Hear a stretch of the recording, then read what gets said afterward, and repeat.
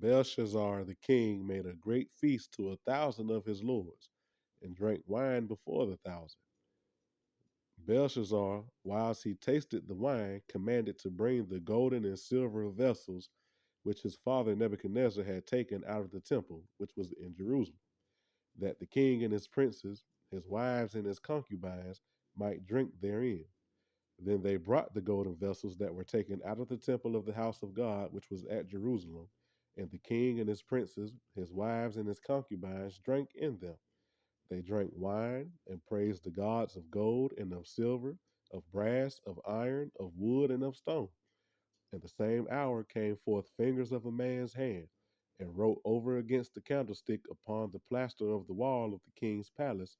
And the king saw the part of the hand that wrote. Then the king's countenance was changed, and his thoughts troubled him, so that the joints of his loins were loosed, and his knees smote one against another. The king cried aloud to bring in the astrologers, the Chaldeans, and the soothsayers. And the king spake and said to the wise men of Babylon, whosoever shall read this writing and show me the interpretation thereof shall be clothed with scarlet and have a chain of gold about his neck, and shall be the third ruler in the kingdom.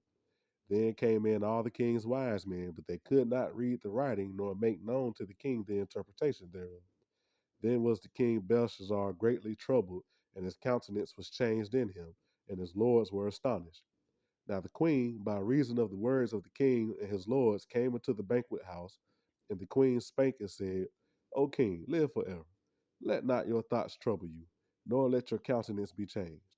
There is a man in your kingdom in whom is the spirit of the holy gods, and in the days of your father light and understanding and wisdom, like the wisdom of the gods, was found in him, who the king Nebuchadnezzar your father, the king I say your father, made master of the magicians, astrologers, Chaldeans, and soothsayers. For as much as an excellent spirit and knowledge and understanding, interpreting of dreams and showing of hard sentences and dissolving of doubts were found in the same Daniel, who the king named Belteshazzar, now let Daniel be called, and he will show the interpretation. Then Daniel was brought in before the king, and the king spake and said unto Daniel, are you that Daniel which art of the children of the captivity of Judah, whom the king my father brought out of Jewry? I have even heard of you that the spirit of the gods is in you, and that light and understanding and excellent wisdom is found in you.